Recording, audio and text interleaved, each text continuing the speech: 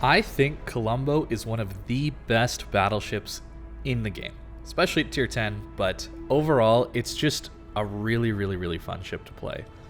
And the main reason for that is Overpens really frustrate me. If you're a battleship player, or just a player in general who doesn't like when you hit someone and you just get an overpen and don't do any damage with AP, and you feel like, man, that broadside cruiser should have died, but I overpenned his citadel and did no damage. Well, this is pretty much the ship for you then. This thing basically never overpens unless you swap to AP, right? The sap is amazing on this ship, and it does come with the downside of bad dispersion, so you're struggling with that, but when you hit, you know you're getting damage. And that, at least for me, is somewhat of a nice break from some of the other ships in this game, where you might get better dispersion, but you actually end up with less damage just because you overpen a lot. And so having sap is a really, really nice bonus for the Colombo. Of course, we already know what Colombo's got in a fuel smoke and how fun and flexible that makes the ship.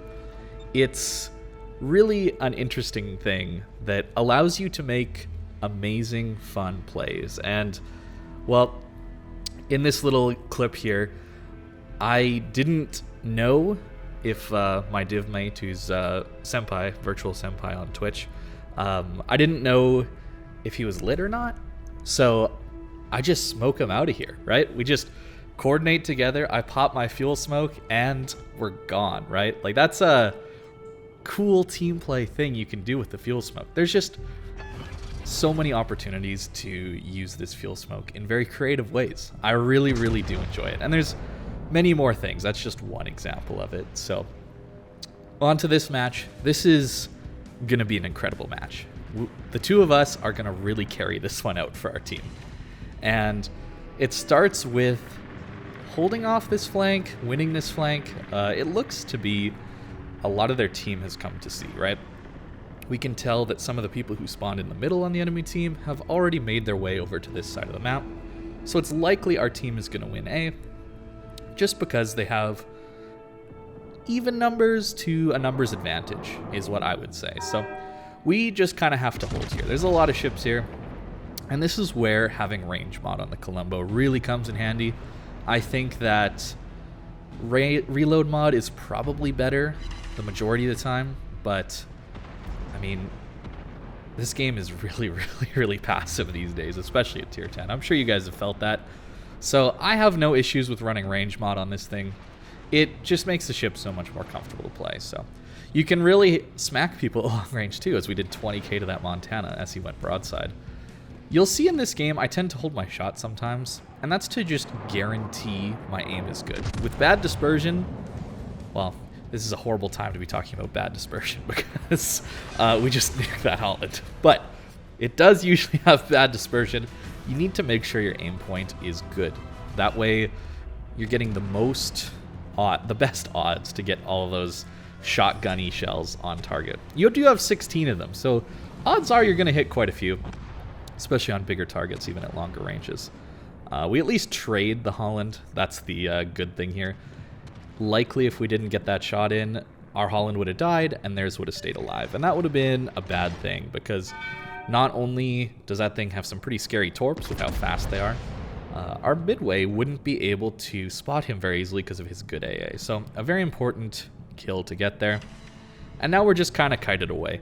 Colombo is actually pretty tanky when you're kiting away.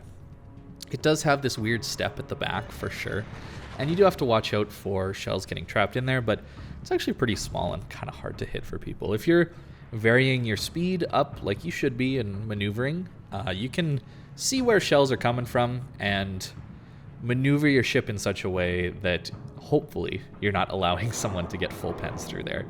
That's the goal, at least. The other nice thing about Colombo is it has a relatively small superstructure, especially compared to something like that curve first in front of us. If you're wondering why I'm holding my shot here, I wasn't sure if this Napoli was going to turn in or turn out. I like to try and wait until I know someone's committing to a turn, especially at longer ranges. I mean, it is a reasonable amount of time for that Napoli to react, right? It's around 10 seconds or so. And we want to land as many shots as possible. So if he's going to turn in, it's really not worth shooting at him. I try my very best in the Colombo to not shoot at bow-on targets. Sometimes you have to. It's just the way it goes. But the dispersion on this ship is very, very horizontal. So you want to make the enemy ship at least take up the majority of that space. That's at least how I try and play this ship. At this point, we've kind of pushed them back or halted their push, that kind of thing. So we could think about turning in at this point, but it might be just a little bit too risky yet, since our Montana is probably going to go down, and, well, at that point, then our crossfire has been ruined. So our Yu Yang will be in some trouble. Likely he's going to get spotted here and go down. He's just overcommitted into the C cap. When your team has lost a flank like we have here, you don't want to be in the middle of the cap, right?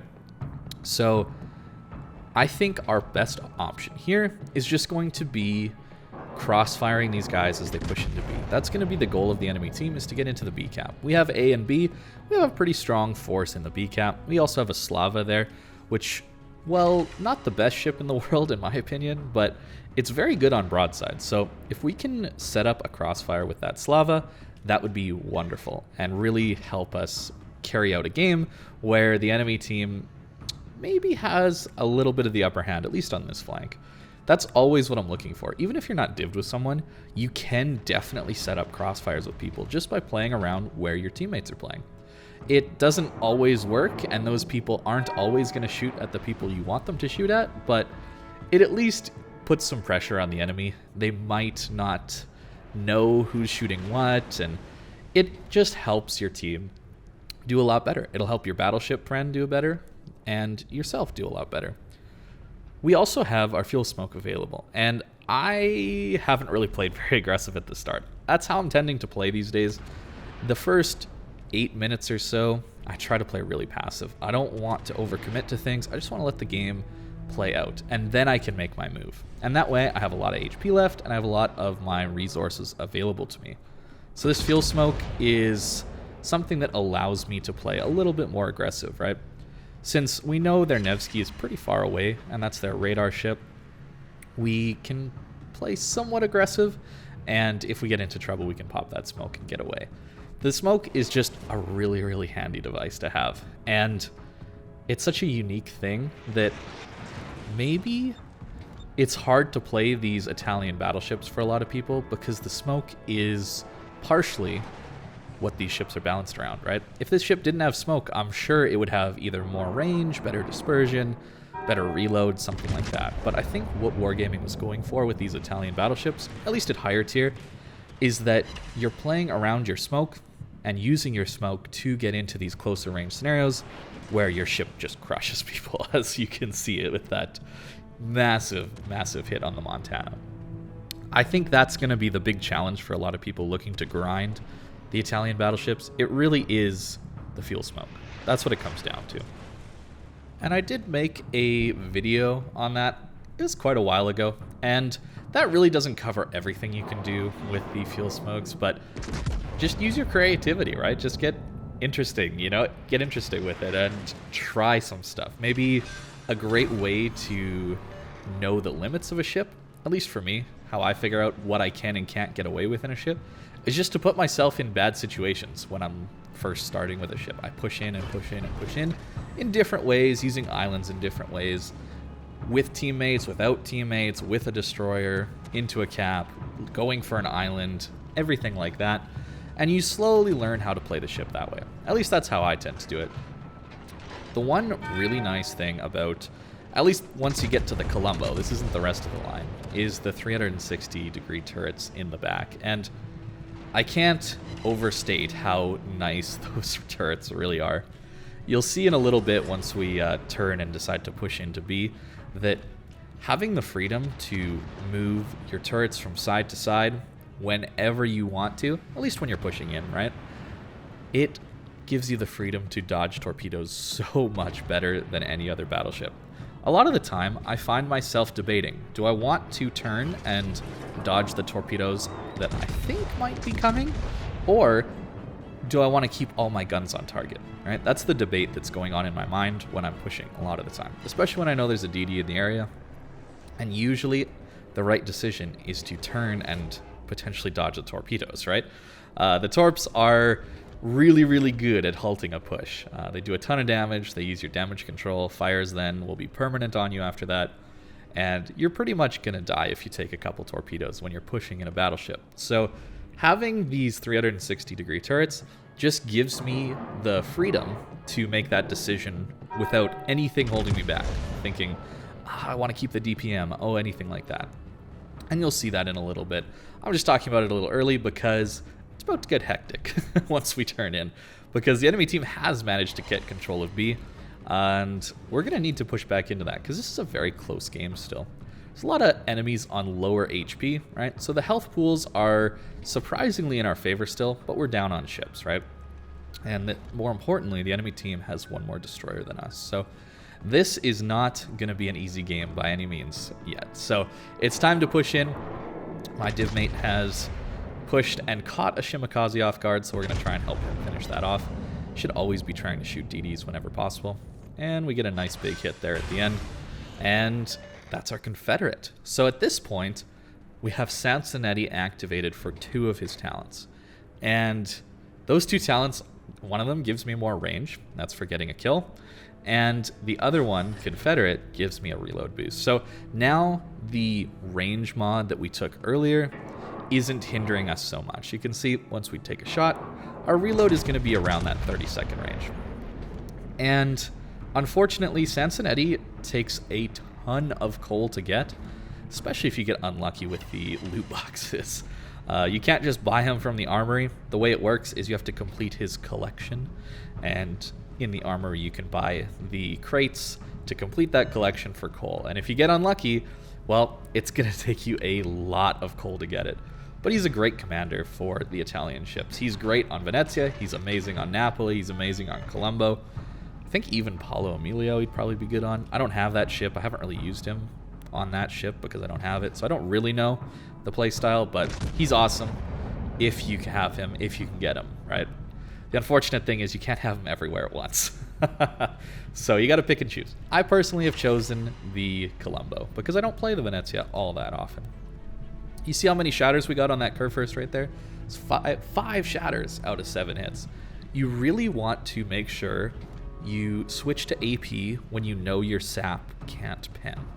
And that really only comes into play against a few battleships. But the important thing to know about the Colombo is the sap can pen around 96 millimeters of armor. I believe it's 96. So if that's wrong, I apologize. I'm just in the middle of recording this and I forgot to look it up beforehand. But regardless, you want to swap to AP when you can't pen the upper belt. I am constantly trying to hit center mass upper belt. I'm trying to put my aim point about at the point where the deck meets the superstructure. That's what I'm trying to hit on most ships because that's going to guarantee the most number of penetrating hits on an enemy ship. Even though superstructures saturate and it is better to hit the actual hull of the ship, it's just nice to get more pens rather than dunk a bunch of the shells in the water, right? That's how I tend to play. There's our 4th kill at this point. We didn't do a ton of damage to that curve first, and unfortunately our div mate Senpai, he's on a lot of damage at this point and no kills. He's kind of been feeding us a little bit, so thank you to him for this game. Broadside Salem, maybe you'd want to switch to AP, but again, I get so frustrated with Overpens, so I stick with the sap, and it still does amazing damage. 3 shells does nearly 10,000 damage, and unfortunately, our back turrets only hit 1. So he gets away alive, and of course, Salem gets an amazing super heal, so he's going to be alive for quite a bit longer at this point. Now here's what I'm talking about. There is an enemy DD around. What do? There's a gearing. So we've been on this trajectory for a very long time. We've been at this angle shooting for quite some time, and it's very likely that the gearing has launched torpedoes at us, right? Our div mate is really close by as well. Might be some dual purpose torpedoes, so it's probably about that time to turn. And These 360 turrets, man, they're just so comfortable. They're just so comfortable. I love them so much because you're able to just freely turn and get all of your guns off on the opposite side of your ship right away. And the unfortunate thing about that is it only works when you're pushing in. The ship would probably be too strong if it worked when you were moving away, like kiting away. That might be a little bit too good as we pick up our Kraken. But it's so handy for situations like this, right? So we turn, beautiful 360 turrets, allowing us to turn very easily. And there's the torpedoes. You don't get a hydro, but I think the 360 turrets don't make up for a hydro, but they're just so comfortable to use. I really, really do like them. At these ranges, a Conqueror doesn't really stand much of a chance against you because you just pin him pretty much everywhere. And you can get some pretty huge hits into him. There was actually a pretty low damage one, I would say. We'll get some more a little later on. And we've activated the third thing with Sansonetti. And that's that our consumables now last longer. So we get more healing, longer fuel smokes, longer damage control, and longer spotter plane duration. It's really good. But you notice we haven't even used a fuel smoke this game. And as we do 20k, yeah, there's the big hit. High caliber already. What an amazing game. This is just such a fun ship. This is such a fun ship. And you don't even need the fuel smokes. That's the thing. Not every game. There are some games where they're far more useful. But this one just turned out we didn't actually need it. We just played a normal battleship kiting off flank, off angle roll. And it seemed to work out. The AA, of course, is kind of pitiful. And the reason this guy is losing planes is because the Salem popped defensive fire. So that's why he's losing those planes. It's not from us at all. Your AA is super weak, but like I talked about in the Napoli review, the fuel smoke can help you deal with the CVs, especially in random battles.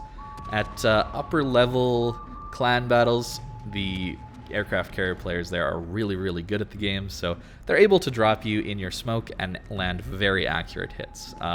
So you don't really use your fuel smoke against these amazing aircraft carrier players, but against more normal level opponents you see in random battles, it's definitely a tool you can use against the carrier. Even at that angle, look at that. We do huge damage and finish off the Conqueror. And that's our 6th kill, 230-ish thousand damage.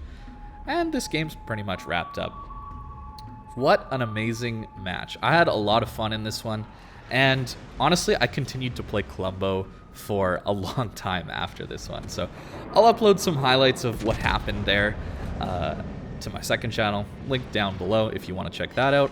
It's just some quick little stream highlights. But this was the main game I wanted to show you. This was the ultimate match of Colombo just being really fun and nice and consistent.